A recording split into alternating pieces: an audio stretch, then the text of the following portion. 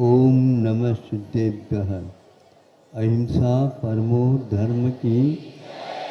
आचार्य गुरुवर श्री कुंद कुंद भगवान की। आचार्य गुरुवर श्री ज्ञान सागर मुनि महाराज की। जल परम पूज्य संत चरण्याचार्य भगवान विद्यासागर जी महामुनि राज की, समस्त आचार्य संघ की। सुनो, अपना आप लोग एक बार मंगलाचरण होने के उपरांत कोई जय जयकार ना बोले। हाँ, तो खदान कई प्रकार की होती है। जहाँ पर खोदते हैं उसका नाम खदान, किंतु विशेष जो तज्ञ होते हैं वे खोदते तो हैं, लेकिन खोज करके फिर बाद में खोदते हैं। खोज के माध्यम से उन्हें ये ज्ञात हुआ कि यहाँ पर रत्न मिलेंगे, लेकिन वो रत्न मिलेंगे तो फिर खोदने की क्या आवश्यकता, यूं ही करके कर ले? नहीं, अनुपात यह है, एक एक ट्रक, दो दो ट्रक, चार चार ट्रक, 50 ट्रक जब उसमें से मिट्टी निकलती है, कंकर पत्थर भी निकलते हैं, कुछ चमकीले भी हो सकते हैं, कुछ कांच इत्यादि के अनुसार भी हो सकते हैं, इन सब को वह निकाल निकाल करके दूर करते चले जाते हैं। अब एक आध ऐसा मिल जाता है जिसकी पहचान उनको है, तो पहचान है तो फिर क्या कहना, उसको पहले वो अपने ढंग से अपने हाथ में ले लेते हैं। बाकी सारी की सारी जो मिट्टी थी, कई लोग उसका भी संशोधन करते हैं, उसको भी चालनी में डाल करके देखते रहते हैं, कई बार उसको धो लेते हैं, उसमें से भी कई लोग निकाल लेते हैं। ये उनकी कुशलता है। अब देखो, जब वह अनगढ़ बोलते हैं इसको, अभी उस रत्न को हम विशेष दर्जा नहीं दे सकते। अब दर्जा की बात है, कौन कोई भी दे दे दर्जा? नहीं। दर्जी जिस प्रकार अपने कपड़े को रूप देता है और आप लोगों के पहनाव के लिए योग्य बना देता, उसी प्रकार उन रत्नों का भी काम है उसको इस ढंग से, जिसको तराशना बोलते हैं। त्रास देने से तराशना होता है। त्रास ये आप लोगों को ज्ञात है, दुख होता है, पीड़ा होती है, कष्ट होता है, सहन नहीं होता है, फिर भी इन सब को जो तराशते वक्त सहन करना होता है, फिर एक एक एक एक बार वह शान पर निगाहते हैं तो उसमें से एक एक एक एक पहलू निकलते हैं। एक एक पहलू यह बढ़ाते बढ़ाते बढ़ाते उसको कहाँ तक ले जाते हैं? वो ले जाते हैं सहस्र पहलूदार नग है। हजार हजार उसमें से पहलू हैं, और है वह चने के बराबर अथवा मूंगफली के बराबर है, लेकिन हजारों उसमें किस ढंग से उसमें तराशते हैं, फिर बाद में एक दूसरे पहलू एक दूसरे से टकराता नहीं, एक पहलू के माध्यम से दूसरे जो पहलू है वह किसी भी प्रकार से प्रभावित नहीं होता, लेकिन नहीं होते हुए भी वह बहुत गहराई तक उसको ले जाता है। आप समझ रहे हो? भले ही मत पहनो सोने की ना, किंतु इसको अध्ययन का एक विषय तो बना सकते हो। हमारे आचार्यों ने इन पहलुओं के लिए क्या नाम दिया है यह आप लोगों को चमत्कार में डाल देगा।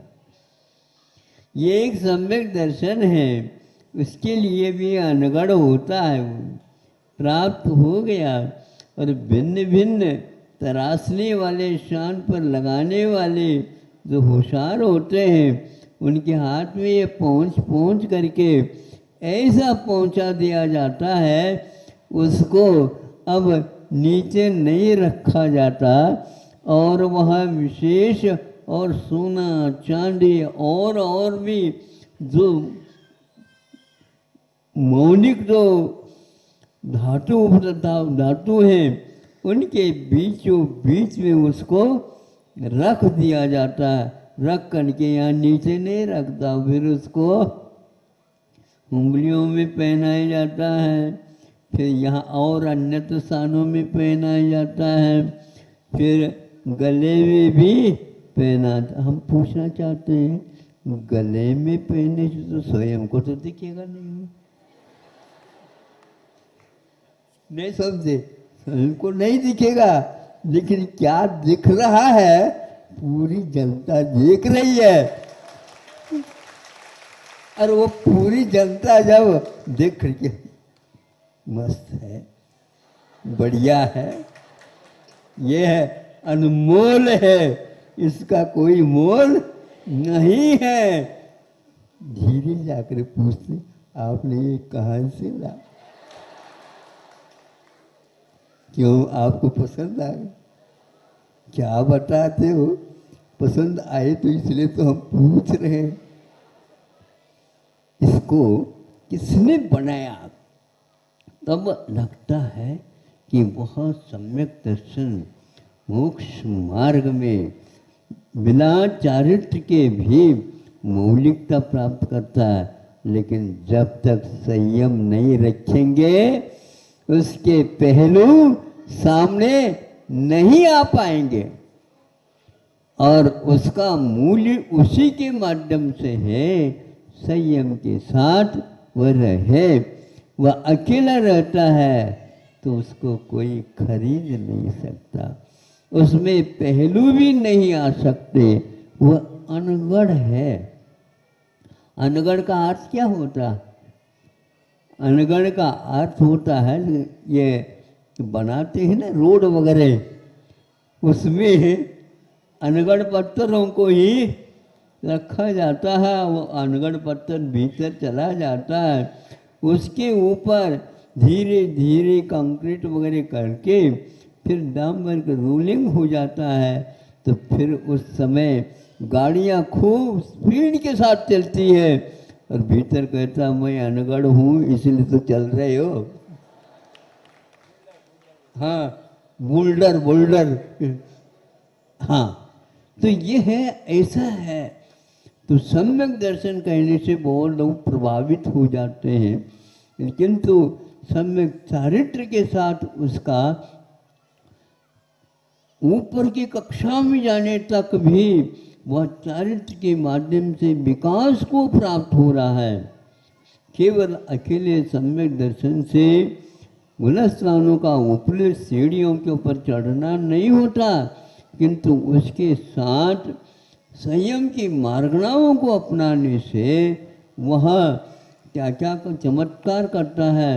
अब नरक नहीं जाएगा, तिर्यंच नहीं होगा, भवनत देव दुर्गति में नहीं जाएगा, और दूसरी बात ये भी है कि भोग भूमि इत्यादि की ओर भी नहीं जाएगा। पहले यदि बंद किया हो तो जा सकता। सम्यक दर्शन के साथ भोग भूमियों के अपर्याप्त दशा में भी सम्यक दर्शन को नहीं बताया, इसलिए इसके अपनी एक सीमा है इसका उपयोग करने का। इसलिए आचार्यों ने उस सम्यक दर्शन के 8 अंग स्थापित किए हैं। आपके पास कितने अंग हैं? 8। साष्टांग नमस्कार हो प्रभु के सामने, 8 अंगों को दंडवत जिसको बोलते हैं कर लेता है, क्योंकि जब तक प्रभु के लिए उनके चरणों में आपके अष्टांग सहित नमस्कार नहीं होगा, आपकी यात्रा कभी भी सकुशल आगे नहीं हो पाएगी। और उसमें यदि आपके पास पहलू नहीं रहेगी तो भी ध्यान रखना, अनगढ़ हो, उसका मूल्य बढ़ेगा नहीं, बढ़ता तब जब उसमें शान पर चढ़ाया जाता है। शान पर चढ़ाना ऐसा नहीं है, कलाकार होते हैं, उसको जानने वाले होते हैं, तब इसमें आ सकते हैं, आए या नेम नहीं। उसी की कीमत, उसी का मूल बढ़ता चला जाता, बढ़ता चला जाता। 8 अंग कौन से? शरीर में जैसे 8 अंग हैं, 2 हाथ हैं, 2 पैर हैं, एक माथा है, पीठ है, आदि आदि, एक गिन लेते हैं। इनमें से एक कम कर दो, आपका अस्तित्व ही समाप्त हो जाएगा। एक अंग के साथ आपके शरीर में सांगोपांग है तो सारी की सारी बातें चल सकती। अकेले यह गर्दन पर रहे जिसको उत्तमांग बोलते हैं, ले उत्तम अंग तब कहलाता है जब शेष अंग भी उसके साथ जुड़े हुए जीवित रहते हैं। यदि वो नहीं रहेंगे तो इसको उत्तमांग भी नहीं कहेंगे, कुछ समय के बाद वह भी गिर जाएगा, उसका कोई मूल्य नहीं है।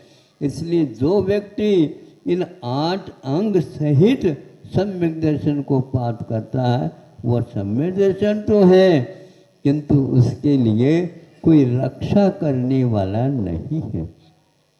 उसकी दुर्गति होने में भी देर नहीं लगती, इसलिए उसको संयम मार्गना के साथ जोड़ देंगे तो वह इन सब चीज़ों को नहीं प्राप्त करेगा और देवों में जाएगा तो निश्चित रूप से कुछ ही भावों में उसे मुक्ति प्राप्त करने का।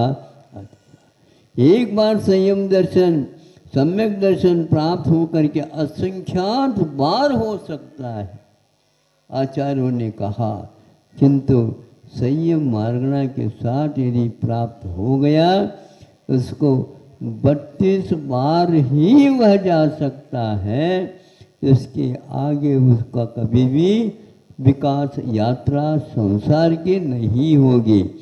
ऐसे ये स्वाध्याय के माध्यम से आप लोग इसका मूल्य क्या है ये समझेंगे।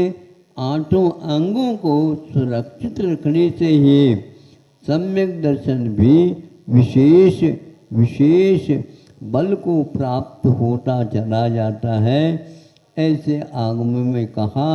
इसलिए आप इस सम्यक दर्शन का मूल्य बढ़ाना चाहते हो, लेकिन वह संयम के बिना संभव नहीं है।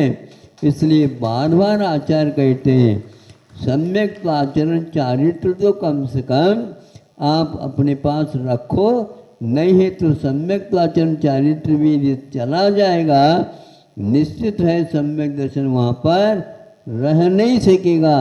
इसलिए आप लोग अभी व्यवहार में रहते हुए भी अपने 8 अंग सहित, इसको हमने सक्रिय सम्यक दर्शन कहा, क्रिया सहित होना चाहिए और यह एक्टिव जिसको बोलते हैं, इसके बिना उसका मूल्य कोई भी आंका नहीं सकेगा और उसके द्वारा ज़्यादा विकास नहीं हो सकेगा। एक बार सम्यक दर्शन प्राप्त होने के उपरांत भी असंख्यात बार छूट सकता है और घर में रह करके चारित्र पालन करते हैं वो भी असंख्यात बार संयम असंयम को पालन कर सकता है, किंतु मुनि बनता है ज़्यादा 32 कहाँ है। और इस प्रकार यह मोक्ष मार्ग की एक विशेष स्वरूप निष्पत्ति है। इसके अध्ययन आप करते जाओ और सही पूछा जाए एक बार उस मूल्यवान सभी वह त्रासों को सहन करके मणि तैयार हो जाती है, फिर उसका ज़्यादा संसार में रहना संभव नहीं होता और उसके साथ असंख्यात देवी देवताओं को भी वे पहुंचाते चले जाते हैं और अपनी यात्रा को पूर्ण करते हैं। इतना ही पर्याप्त है। आप लोगों ने शांति के साथ 8 अंग का स्वरूप समझा है और अपने उन अंगों को विकसित करने का प्रयास करेंगे। एक प्रकार से इन 8 अंग सहित सम्यक दर्शन होने के उपरांत मोक्ष मार्ग में आगे बढ़ने के बहुत ही उत्कंठा जागृत हो जाती है। भूख अच्छी लगेगी तभी आप भोजन भी अच्छे कर सकोगे। तो मरी मरी भूख के साथ बैठोगे और ज़्यादा इच्छा नहीं होगी। आप तो ऐसे नहीं करते हैं, लेकिन फिर भी कहा है यह हमेशा भूख मोक्ष मार्ग की बढ़ती रहे इन्हीं भावनाओं के साथ। अहिंसा परमो